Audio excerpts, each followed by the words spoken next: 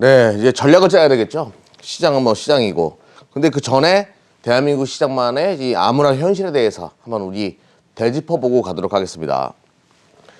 필라델피아 반도체가 제가 이제 전일자 장중에 자료를 취합한 거래 가지고 쫙 이렇게 올라가고 있어요. 아주 강하게 전일자에 또 올라가는 그런 흐름을 보여줬지요. 같은 대한민국과 같은 반도체가 주력인 지수예요. 대만 가권도 신고가 언저리에서 지금 또 놀고 있습니다. 대만 가권도 대표적인 기술주 진영이에요. 우리랑 정말 흡사한 산업 구조를 가지고 있는 국가입니다. 대만 가권도 이런 흐름을 보여주고요. 그 무거운 애플, 전 세계 시가총액 1위를 차지하는 애플도 신고가를 지금 갱신한 상황이고 어제 더 올라갔을 거예요. 아무튼 지금 흐름이 계속 좋은 그런 상황이 만들어지고 있어요. 대표적인 IT 기업들이죠.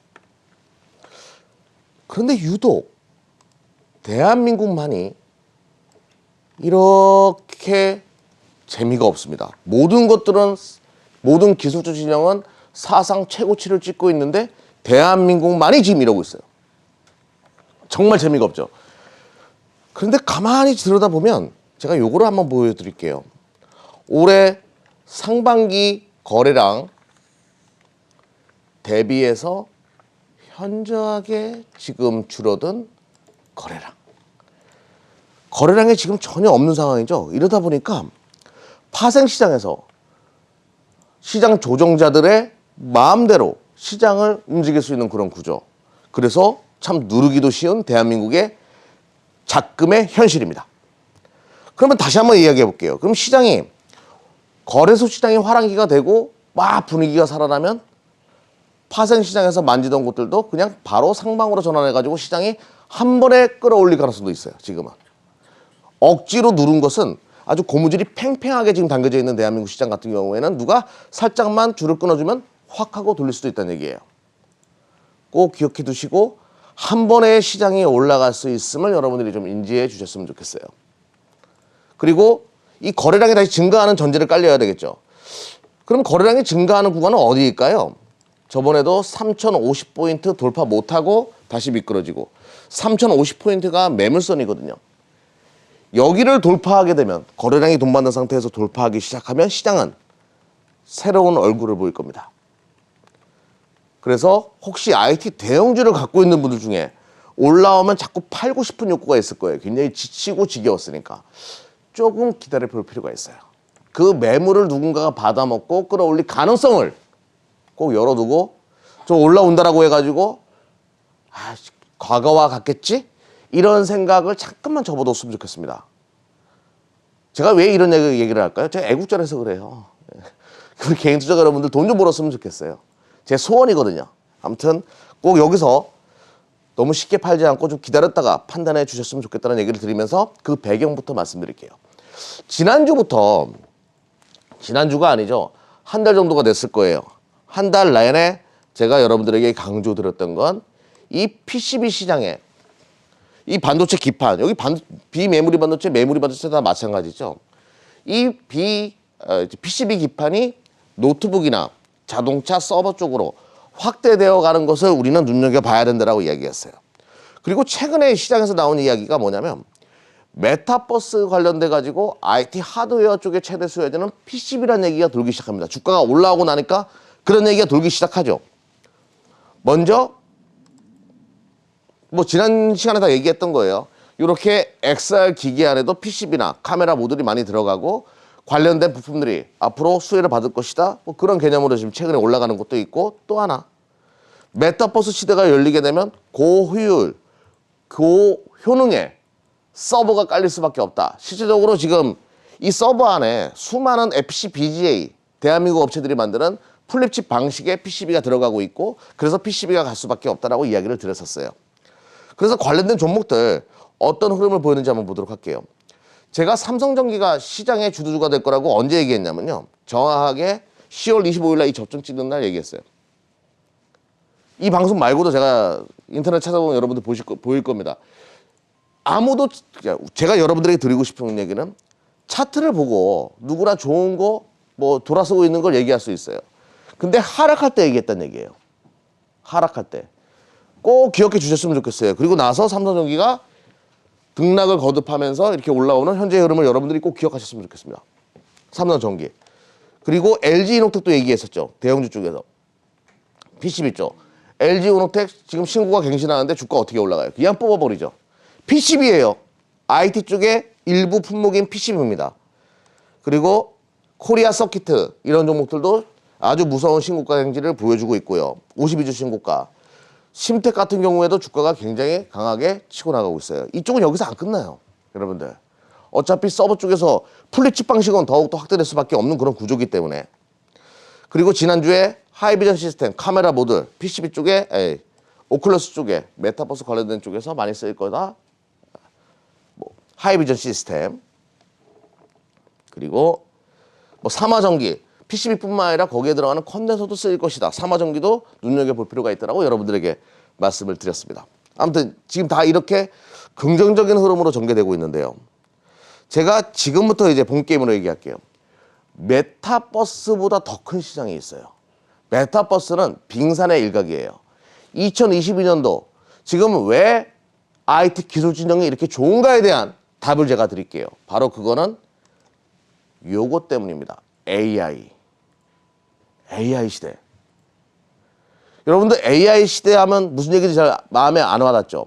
옛날에 빅데이터 시대 온다, 빅데이터 시대 온다 그러니까 그게 뭔지 몰랐어요. 근데 2, 3년이 지나고 나서 데이터 센터 건립이 막 이루어지니까 저거였구나. 저 서버 시장이 바로 빅데이터 시장이었구나라는 걸 우리가 알게 돼요. 항상 시간이 지나고 나면 우리는 알게 되는데요.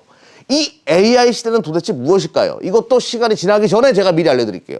그거는 뭐냐면 바로 자율주행이에요. 자율주행. 이 자율주행 시대가 바로 나를 대신해서 누가 운전하는 거, AI가 운전하는 거, 이 시대. 이게 바로 AI 시대예요. 이거는 로봇 시장으로 진짜 본격적인 AI 시대로 넘어가는 서막이 될 겁니다. 이 자율주행은. 그래서 잘 보자고요.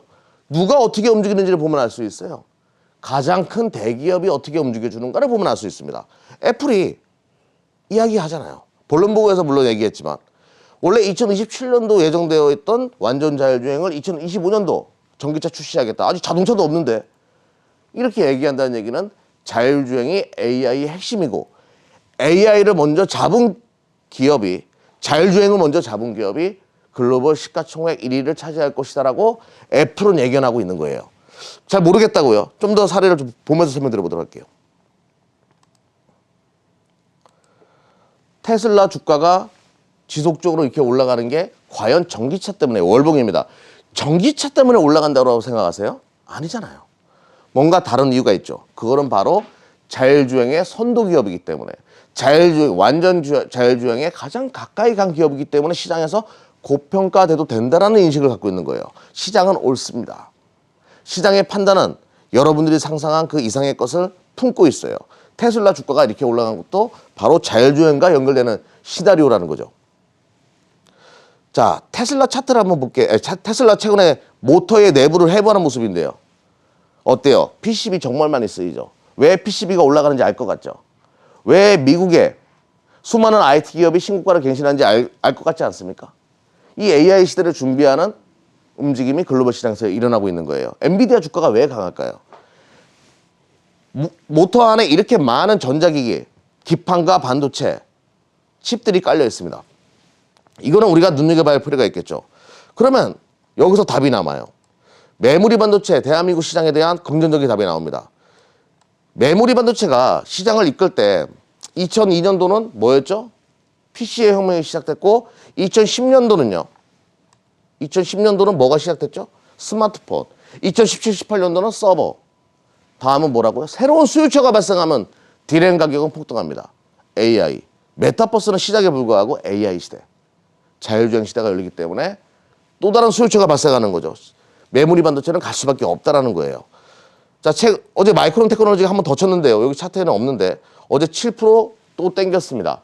마이크론 테크놀로지도 신고가를 향해서 가고 있어요. 당연히 삼성전자, SK하이닉스로 자금이 올 수밖에 없는 현재의 상황. 여러분들은 IT를 준비해야 돼요. 그러면 대한민국에서 IT를 가장 잘하는 투자 클럽이 어디예요? 최근에 IT 장사 만들어지니까 수익률 대회 순위거든요. 우리 김지욱 대표님, 제가 MC를 봐서 저는 참여하지 않아요.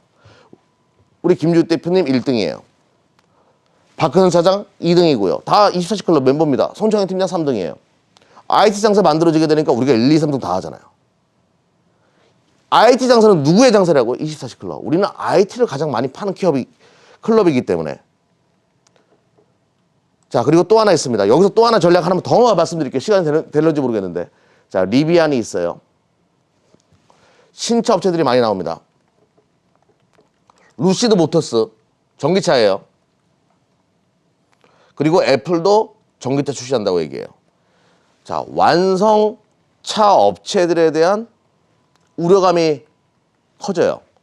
현대 기아차도 참 매력적이에요. 실적도 좋을 겁니다. 하지만 이렇게 전기차 시장에서의 경쟁구도 심한 자동차 쪽을 주도주로 보기에는 굉장히 어려울 거예요. 그러면 IT가 주인 건 알겠어. 근데 뒤에 시장이 한 번 더 가기 위해서는 하나가 더 붙어야 돼요. 현대 기아차는 전기차 시장의 무한 경쟁으로 인해 가지고 중장기적으로 주도주가 되기는 어렵다는 생각을 시장에서 일부러 하는 사람들이 많습니다. 저도 그렇고요. 그러면 자금이 또 어디로 가냐면 바로 여기에 포커스를 둘 거예요. 화이자의 경구용 치료제, 여기에 포커스를 둘 겁니다. 자, 내년도 세계는 정상화가 될 겁니다. 즉 지금은 저는 안 보이는 종목을, 지금은 누워져 있는데 안 보이는 종목을 여러분들에게 설명드리잖아요. 삼성전기도 완전히 주가가 빠질 때 여러분들에게 PCB 보라고 얘기했어요. 지금 여러분들에게 제가 드리고 싶은 얘기는 위드 코로나 관련된, 코로나 종식과 관련된 그런 수혜주들도 함께 봐야 돼요.